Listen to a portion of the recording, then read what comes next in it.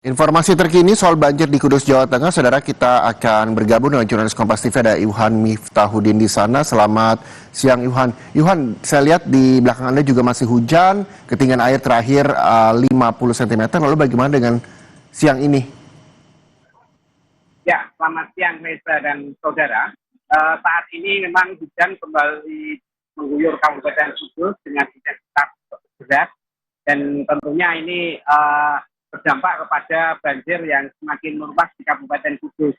Eh, dari data BPBD per hari ini tadi sudah ada 31 desa yang terendam di 7 kecamatan yang terdampak banjir yang ada di Kabupaten Kudus. Kalau diketahui Reza, selain banjir merendam pemukiman warga, banjir juga beberapa kemarin itu sempat merendam jalur Pantura. Namun karena intensitas hujan kemarin sore sudah turun, akhirnya saat ini jalur Pantura sudah bisa kembali normal. Namun ini juga ditentukan dengan nanti kalau intensitas tinggi lagi, pasti jalur tersebut akan mulai tergenang banjir lagi. Untuk itu warga diminta untuk waspada. Sementara itu warga yang terdampak banjir saat ini sudah mulai menempati 2 titik pengungsian yang disediakan oleh pemerintah Kabupaten Kudus, yaitu di Desa Pasuruan Lor dan juga di Desa Termulus. Tercatat ada total 138 warga yang sudah mulai menempati 2 titik pengungsian tersebut. Warga ini terpaksa mengungsi karena sudah hampir 3 hari rumah mereka terendam banjir dengan ketinggian mulai 20 hingga 50 cm. Esa. Ya, banyak warga yang akhirnya mengungsi di 2 posko pengungsian di sana. Di mana saja ke poskonya, lalu bagaimana dengan bantuan, apakah memang sudah terdistribusi dengan rata untuk para pengungsi yang berada di 2 titik pengungsian itu, Iwan?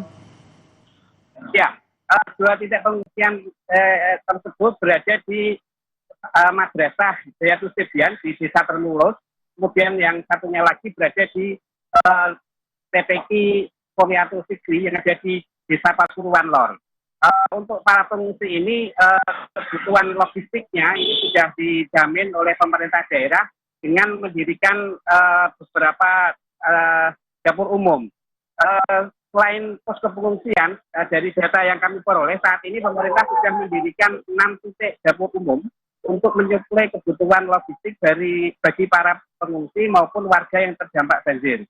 Setiap harinya di dapur umum ini setidaknya membuat nasi bungkus sebanyak 2.000 bungkus yang nantinya akan dibagikan kepada warga yang terdampak banjir. Karena kebanyakan warga yang tidak mau mengungsi ini mereka di rumah tidak bisa masak, jadi mereka menunggu bantuan nasi bungkus dari pemerintah daerah.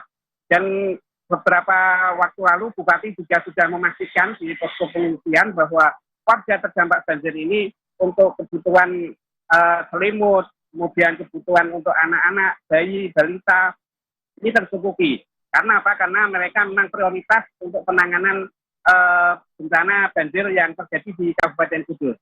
Reza. Iya, mudah-mudahan ini juga banjir cepat surut, warga yang mengungsi juga bisa kembali ke rumahnya. Selain itu juga apa sih sebenarnya bantuan yang mereka harapkan begitu, terutama untuk para pengungsi, lansia dan juga anak-anak Ikhwan? Apakah ada informasi yang sudah Anda peroleh soal itu?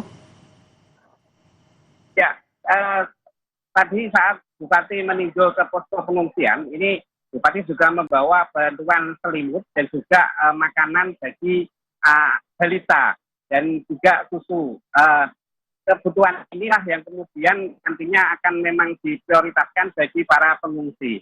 Dan di pengungsi ini juga, di posko pengungsian ini juga disediakan posko kesehatan bagi warga yang terdampak, karena dengan adanya posko ini diharapkan warga yang mulai terserang penyakit ini bisa langsung ditangani.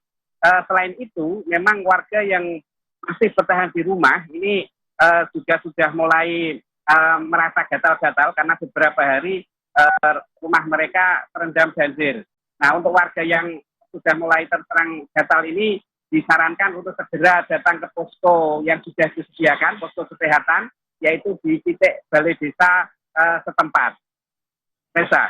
Baik, mudah-mudahan ini juga bisa menjadi perhatian distribusi bantuan juga bisa segera didapat oleh para korban banjir di sana, dan mudah-mudahan semua warga bisa kembali ke rumah dan banjir segera surut. Terima kasih, jurnalis Kompas TV Iwan Miftahudin melaporkan langsung dari Kudus, Jawa Tengah.